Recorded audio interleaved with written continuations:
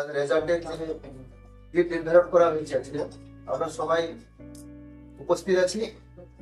উপস্থিত আছেন আমাদের রামকৃষ্ণ গার্গোত্রের চেয়ারম্যান সশস্ত্র কোয়ার্টারে, এবং আমাদের এই গ্রো আপ এডুকেশনের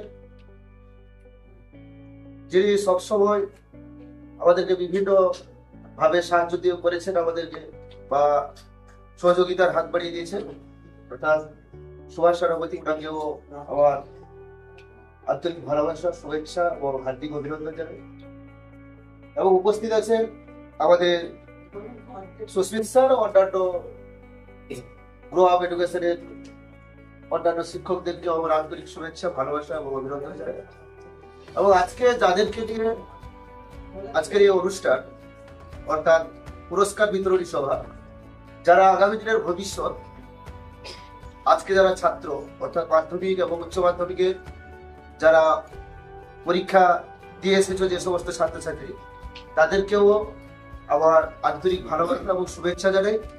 এবং আগামী দিনে এবং ভবিষ্যতে তারা দেশের সুনাগরিক হয়ে উঠতে পারে এবং ভালো ছাত্র হিসাবে পরিণত হতে পারে এবং কোনো কর্মসংস্থানের সাথে যুক্ত হতে পারে। এইটা হচ্ছে সব থেকে বড় কথা। এই গ্রো আপ এডুকেশনটা করা হয়েছে শুধু স্যার একটু আগে বললেন যে শুধু রেজাল্টটা দিয়ে, ফার্স্ট সেকেন্ড থার্ড বা ভালো রেজাল্টটা হলে যে হাতে আমি মার্কশিটটা পেয়ে যাবো তাতেই আমাদের আনন্দ, সেটা নয়।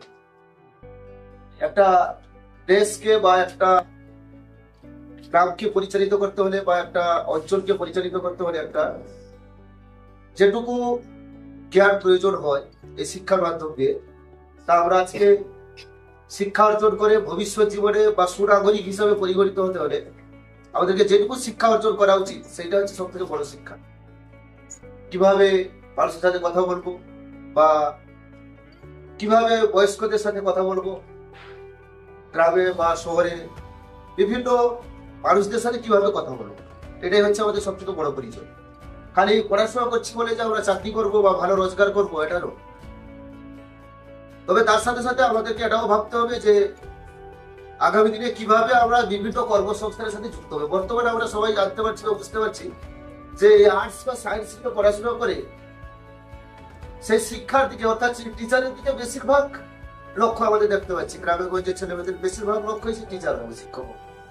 কিন্তু বর্তমান পরিস্থিতি বা সমাজ ব্যবস্থা, আমি বেশি কিছু তুলে ধরছি না, এই শিক্ষকের যদি ভাবো যে শিক্ষক হবো বা শিক্ষক হয়ে জাতির মেরুদণ্ড হয়ে উঠবো, তাহলে কিন্তু আমাদেরকে সমাজে পিছিয়ে যেতে হবে অনেকটাই।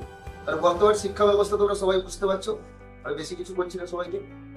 তবে এই গ্রো আপ এডুকেশন কিভাবে তোমাদেরকে আগামী ভবিষ্যতে তোমরা কিভাবে এগিয়ে যাবে, খুব দারুণ একটা সংস্থা তুলে ধরেছে। আজকে হয়তো সেরকম স্টুডেন্ট হয়তো আসতে পারেনি, কিন্তু অনেকে পরীক্ষা দিয়েছে, অনেকে পরীক্ষা দেয়নি, অনেকে বুঝতে পারছে না হয়তো যে এই জিনিসটা কি বা এই জিনিসটা কতটা ভবিষ্যতে তোমাদেরকে সামনের দিকে এগিয়ে দিয়ে যাবে, সেটা সবাই হয়তো বুঝতে পারছে না বলে এখানে উপস্থিত হতে পারেনি।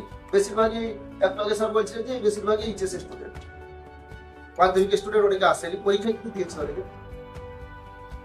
এটা কিন্তু ভাবলে হবে না। তোমরা আগামী দিনে ভবিষ্যৎ প্রজন্মে বা ভবিষ্যৎ প্রজন্মে কিভাবে কি কর্মসংস্থানের সাথে যুক্ত হবে, তোমাদের লক্ষ্য কি এবং উদ্দেশ্য কি, তাই নিয়ে তোমরা সামনের দিকে এগিয়ে চলো এবং স্যারের সাথে পরামর্শ করো যে কিভাবে এগিয়ে গেলে এই গ্রো আপ এডুকেশনের মাধ্যম দিয়ে আমরা ভালো সাকসেসফুল হতে পারবো।